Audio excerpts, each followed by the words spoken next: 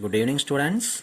At this happiest moment, I have started the video lecture on topology. From today onwards, I will post topological definitions, properties and theorems through YouTube channel every day. You can access the link sent by me through WhatsApp message. I think this way is best because you can hear the lecturing whenever you want that day, and listen repeatedly is useful to get ideas and clear your doubt.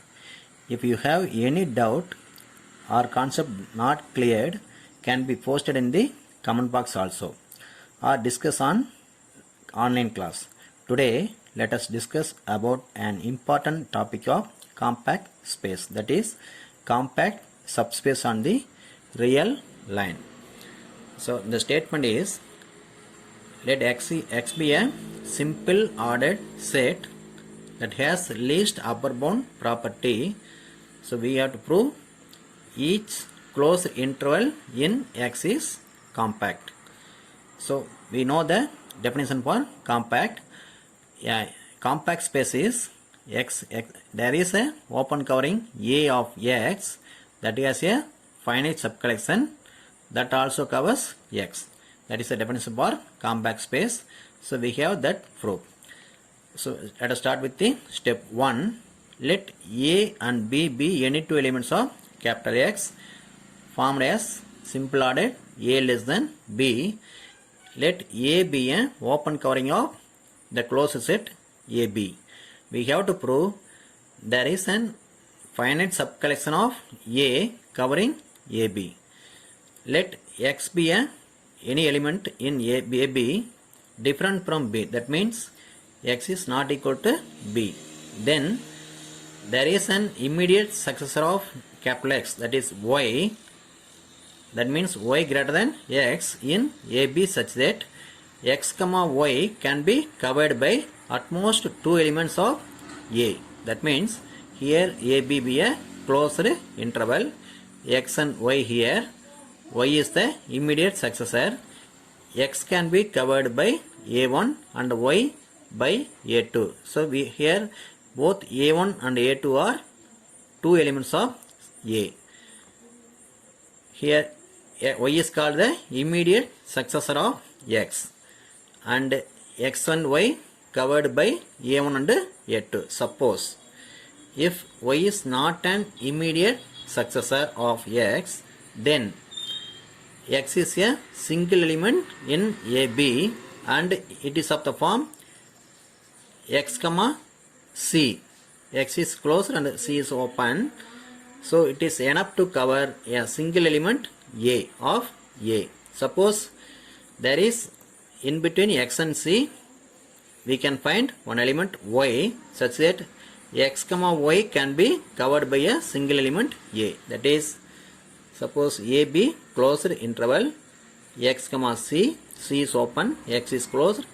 So this is a real line. So we can found another element Y in between X and C, and XY can be covered by a single element A. So we go to the next step. Let C, capital C, be a collection of Y. That Y can be written as Y greater than A. That means set of all points Y greater than A in AB such that A comma Y can be covered by finitely many elements of A. Let small c be a least upper bound of C. We go to the next step. We show that C belongs to C. That is, A comma C can be covered by finitely many elements of A. By step 1, there is some A in capital A cover small c of the form D comma C. D is open and C is small, C is closed here, and if C not belongs to C, then there must be some Z belongs to C comma D comma C, because otherwise, so C is a least upper bound of capital C in and D it comes before on C, and in between D and C we can get Z. So this form shows that D is not a small upper bound of capital C. That means D would be a upper bound of C. So we can raise another element Z. Okay. So A comma Z can be covered by finitely many elements of Z comma C, finitely many elements of A, and Z comma C covered by a single element small a. Then A comma C equal to AZ union ZC. AZ can be covered by finitely many elements of capital A, and ZC covered by a single element A. Then our counting is n plus 1 elements. We want n plus 1 elements can be covered A and C. We go to the next step. Finally we show the element C equal to B. Suppose C less than B. By step 1, put X equal to C, and X has an immediate successor Y. Then Y greater than C of AB, such that the interval C comma Y can be covered by, so we replace X by C, that C comma Y can be covered by finitely many elements of A. And also in step 3, C belongs to C. AC can be covered by finitely many elements of A. Then AY equal to AC union CY. It can be covered by finitely many elements of A. So this means Y belongs to C. Here Y belongs to C. But the contradicting the fact that C is the least upper bound of C.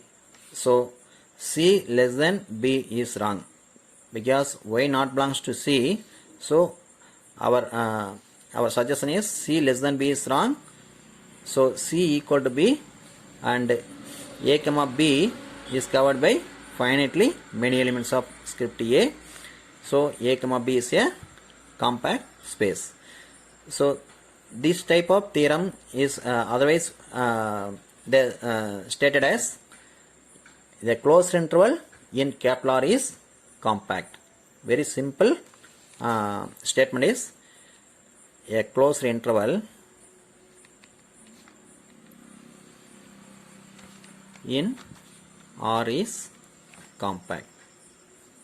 So this is another type of statement. It is similar to prove. Okay. Thank you. Okay students, please watch this lecturing about the compact space. Practice well. If you have any doubt, post it in comment box or raise your doubt in next Google Meet class. Thank you.